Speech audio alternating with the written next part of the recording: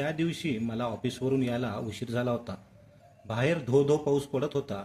मी गाडी 70-80च्या स्पीडने चालवत होतो. अचानक एक तरुणी माझ्या गाडीला आडवी गेली.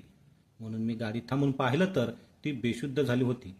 तिला मी उचलून माझ्या घरी घेऊन आलो. तिचे कपडे पूर्ण ओले चिंब झाले होते. ते बदलणे गरजेचे होते. म्हणून मी माझ्याजवळ असलेले माझेच घेतले आणि तिचे कपडे बदलू लागलो. आणि पुढे. नमस्कार मित्रांनो, मी कुणाल एका कंपनीत नोकरी करतो. माझं वय 29 वर्ष आहे आणि मी अजूनही अविवाहित आहे.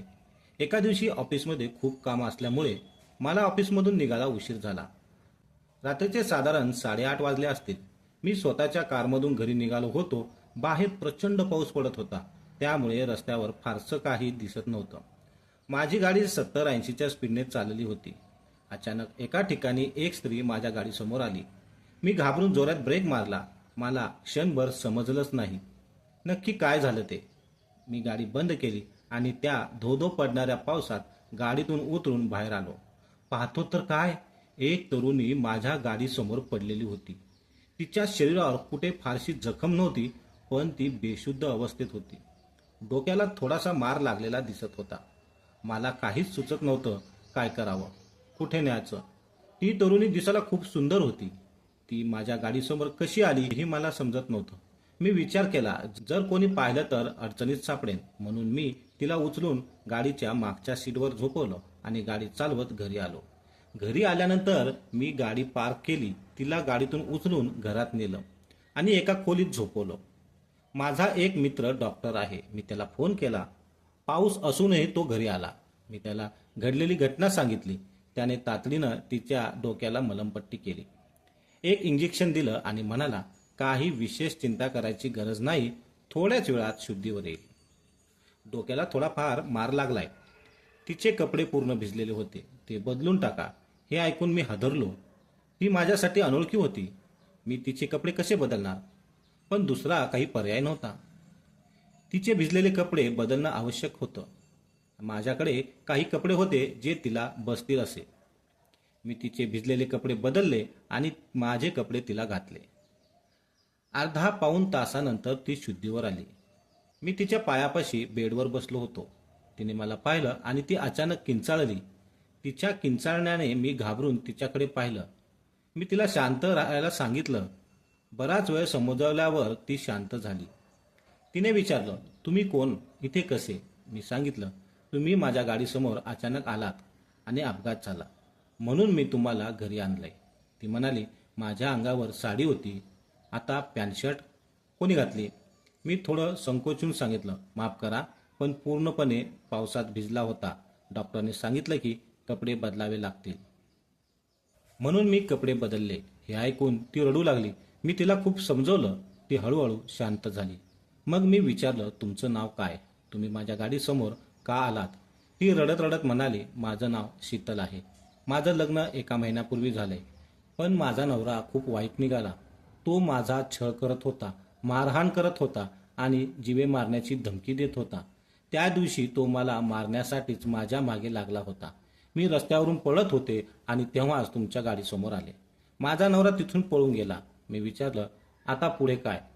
ती म्हणाली, माझे आई वडील नाहीत, मी अनाथ आहे. अनाथ आश्रमातून त्याने लग्न करून मला घरी नेलंय, पण त्याच्याच बरोबर मी राहू शकत नाही आणि माझं या जगात कोणीच नाही. माझी तुमच्याशी ओळख झाली आहे. जर तुमच्या ओळखीने कुठे काही काम मिळालं तर मदत करा. ती तरुणी दिसायला खूप सुंदर होती. पाहता क्षणी मी तिच्या प्रेमात पडलो होतो. मी तिचे कपडे बदललेले असल्यामुळे ती माझ्याशी खूपच लाजून लाजून बोलत होती. तिला थोडं वेगळंच वाटत होतं, कारण एखाद्या अनोळखी तरुणाने आपले कपडे बदलणं हे तिच्यासाठी निश्चितच विचित्र आणि चुकीचं होतं. मग मी थोडा पुढे झालो. तिचा हात हलक्याने हातात घेतला. ती आपले हात मागे घेण्याचा प्रयत्न करत होती, पण मी तिला धरून दिलं आणि म्हणालो, तुम्ही माझ्यावर विश्वास ठेवा. मी तुम्हाला काहीतरी चांगलं काम शोधून देतो. तुम्ही आजची रात्र इथेच राहा. माझं ऑफिसचं काम उशिरा संपल्यामुळे आज कामवाली बाईसुद्धा आली नव्हती, म्हणून मी ठरवलं की आज जेवण ऑनलाईन ऑर्डर करावं. तेव्हा ती तरुणी म्हणाली, जेवण ऑर्डर करू नका, मी स्वयंपाक करते. मग मी तिला किचन दाखवलं. कुठे कोणत्या वस्तू ठेवलेल्या आहेत ते सगळं नीट समजावून सांगितलं. तिने आमच्या दोघांसाठी खूप छान स्वयंपाक बनवला होता. आम्ही दोघं एकत्र जेवायला बसलो होतो. समोरासमोर जेवताना आम्ही दोघे एकमेकांकडे चोरून चोरून बघत होतो. तिच्या चेहऱ्यावर एक निरागसता झलक होती. तिच्या नजरेतही एक हळूवार ओल होतं. माझ्या मनात एक विचार आला, जर आपण तिला आपल्या घरातच कामाला ठेवले तर तिला नोकरीही मिळेल, स्वयंपाकही चांगला करते आणि घरकाम सुद्धा. मी तिला विचारलं, तुम्हाला नोकरीच हवी आहे ना? मग तुम्ही माझ्या घरातच काम करा, घरातली सगळी कामं सांभाळा. हे ऐकून ती खूप आनंदी झाली. ती तयार झाली. मी नियमित ऑफिसला जाऊ लागलो आणि ती घरातील सर्व कामं बघू लागली. माझ्या कपड्यांना इस्त्री करून ठेवायची, माझ्या लंचसाठी डब्बा भरून घ्यायची, घर स्वच्छ ठेवायची. ती दिसायला खूप गोड होती. तिचं गोड हास्य, तिची हळूवार नजर, सगळं माझ्या मनात घर करत चाललं होतं. मला समजत नव्हतं की तिला मी आवडतो की नाही, पण ती सुद्धा अधूनमधून माझ्याकडे चोरून चोरून पाहायची. एके दिवशी रात्री ती तिच्या रूममध्ये झोपायला गेली आणि अचानक ती किंचाळली. मी सुद्धा झोपायला चाललोच होतो, पण तिचा आवाज ऐकून मी लगेच उठलो आणि धावत तिच्या खोलीकडे गेलो. तिने मला पाहिलं आणि लगेच मला मिठी मारली. रडत रडत म्हणाली, माझ्या अंथरुणात पाल आहे. मला खूप भीती वाटते. तिने मला घट्ट मिठी मारली होती. मी तिच्या पाठीवरून हात फिरवत तिला धीर देत होतो. त्या मिठीत मला खूप शांत वाटत होतं. ती मिठी मला खूप जवळची वाटली. मनात आलं ते क्षण कायमचे असावेत. माझं मन क्षणात गुंतलं. मी तिचा चेहरा दोन्ही हातांनी धरला आणि तिला माझ्याकडे पाहायला सांगितलं. ती माझ्या डोळ्यात बघत होती आणि मी तिच्या डोळ्यात. आमच्या दोघांच्या नजरा एकमेकांमध्ये स्थिरवल्या. त्या शांत क्षणात आम्ही एकमेकांच्या ओठावर ओठ ठेवून एकमेकांना हळू किस करू लागलो. काही वेळानंतर आम्ही एकमेकांवर खूप प्रेम केलं. माझं लग्न झालं नव्हतं आणि हे सगळं माझ्यासाठी एक नवा अनुभव होता, पण ती रात्र माझ्यासाठी अस्मरणीय होती. तिच्या मिठीत, तिच्या प्रेमात मला खूप समाधान मिळालं. माझ्या मनात आलं, जर ही स्त्री माझी पत्नी झाली तर हे आयुष्य किती सुंदर होईल. तिचं कोणीच नव्हतं. मी स्वतःशीच विचार केला की आपण तिला मोलकरीण म्हणून ठेवण्याऐवजी तिला आपल्या पत्नीचं स्थान द्यावं. दुसऱ्या दिवशी सकाळी मी तिला म्हणालो, शीतल, तू माझ्याशी लग्न करशील का? हे ऐकून ती थोडी आश्चर्यचकित झाली. क्षणात तिच्या डोळ्यातून अश्रू आले. ती जोर जोरात रडू लागली. ती पुन्हा माझ्या मिठीत आली. त्या मिठीत तिचा होकार होता. मग आम्ही दोघं आमच्या गावी गेलो.